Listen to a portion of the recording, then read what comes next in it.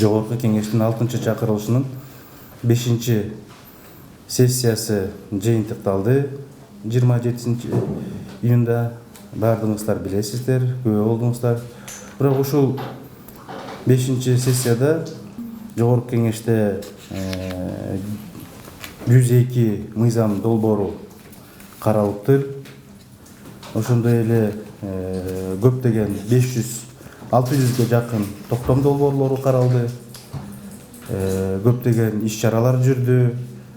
20 миңден ашык Жогорку кеңештин депутаттарына ушул эл тараптан кайрылуулар болуптур.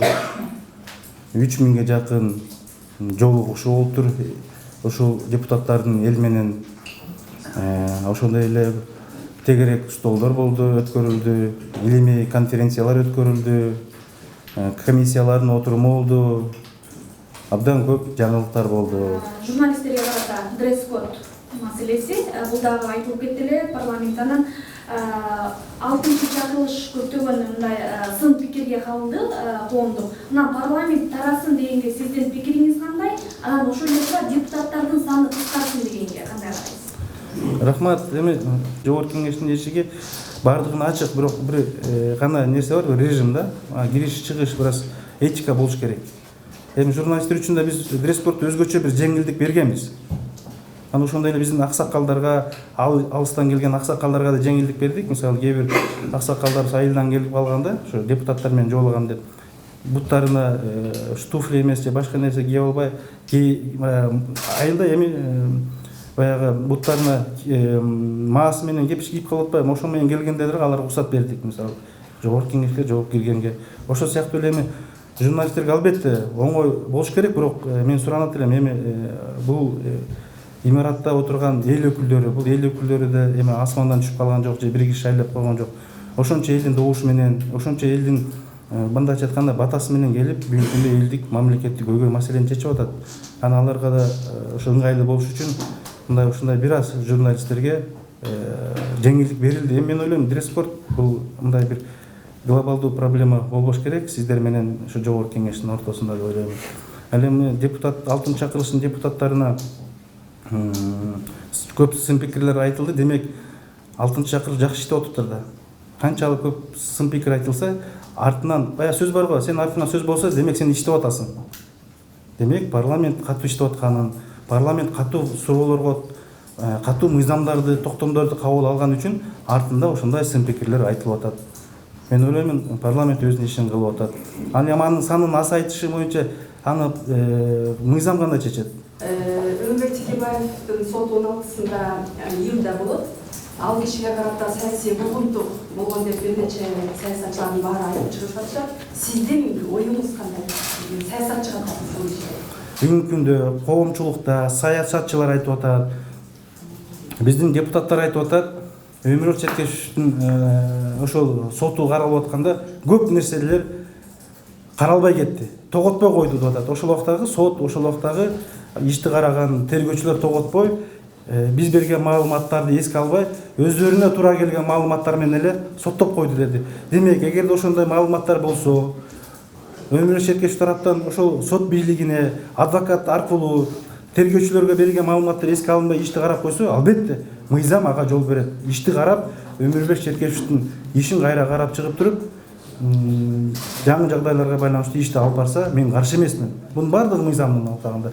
Ал эми Өмүрбек Черкешевдин өзүнүн саясатта ордун, ал эл журт саясатчылар баардыгыбыз билебиз. Мен деле аны саясатчы катары сыйлаймын ал кишини, бирок мыйзамдын алкагында баардык иш каралыш керек. Кайсы угудан болосуз негизи ушундай тиякта айтып атат, АУК менен көрүшүп турмун депчи. Өзүңүздөр айтып атасызбы?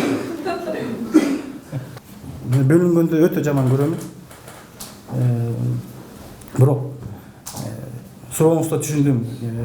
Кече ошол Кой Таштагы Алмазбек Шаршенович өзүнүн үйүндө спикер деген сөзүн угуп калдыңыз да. Мен оюмча ошол болуп атат. Таластыктардан кечирим сураган болду, анан АУК көбөштөп дагы айтып кетти да. Эми мен билбеймин, мисалы эмне деп жооп беришимди билбейм. Мен кыргызмын, биринчиси. Мен кыргыз болуп туулганыма, кыргыз болуп жаралганыма сүйүнөм. Сөз бар го, мен өзүм да ушундай айтып жүрөмүн, балким өзүм да автармын. Мен кыргызмын, сатылбаймын, сатпаймын. Мен кыргызмын, ата наркын сактаган. Кыргызстан деп эмгектенип жүрөмүн, ар күн сайын азаттыкка аттанып. Мен ушу дем менен жашайм. Мага ушу жетет. Анан уруума токтолуп кеттиңиз. Мен өзүм жети атамды билген жигитмин. Мисалы мен жети атамды айтып кетейин. Мен дастан, мен атам Артисбек. Артисбектин атасы Жумабек. Жумабектин атасы Тургунбай. Тургунбайдын атасы Сарыгул. Сарыгулдун атасы Сатыке. Сатынын атасы Абдыгул. Абдыгулдун атасы Тояке. Тоякенин атасы Онур. Онурдун атасы Абыла. Абыланын атасы Сатыкей. Сатыкей деген бул чоң баатыр болгон. Билесиздер, тарыхты мектепте окудуңуздарбы? Ошо чоң аталарыбыз болот. Сатыкей деген 1800 жылдардын башында 1700 жылдын аягында батырлык кылган. Анан кийин Сатыкейдин 11-чи атамын айтып коеюн, Жумабай деген чоң атабыз болгон. 1750 жылдары болгон. Мына мен 11 атамды айтып кеттим да. Эми анын калганын өзүңүздөр билесиздер, аны Алмаз Шарченич эгерде мага ошондо довод койсо анда алды айтып берсин анда жети атасын. Сурайт элем анда. Мына тарых ушундай, урматтуу журналист. Мен угушуна караганда маалыматка жеткенде эле сеткаларды тосуп алып, окопторду касып алыптыр деп атат. Мен оружием бар деп атат. Элди чакырып атат. А мен эмне дейм? Жок, Алмаз Шарченович антпеңиз деп айта албайм да. Аны укуктук баа берет өзү. Эгерде биздин мыйзамдарга каршы аракеттер кылса, аны мыйзам алдында жооп берет. Жооп берет. Мына кырдаал ушул. А эмне кылышым керек? Мен анда Алмаз Шарченович элди чогултуп атат, окоп казып атат. Башкы прокурор ишти токтотуңуз, же болбосо ички иштер министри ишти токтотуңуз, ал жака барбаш керек, ал каалаганын кылыш керек деп айтышым керекпи? Ошондо кырдаал токтолобу сиздерчи? Жок, мен антип айтканга укугум да жок. Бир нерсени билемин, бул кемчиликти мойнума алуу. Эгерде кемчилик кетирсем, ошону туура көрүп, аны оңдогонго мен аракет кылам.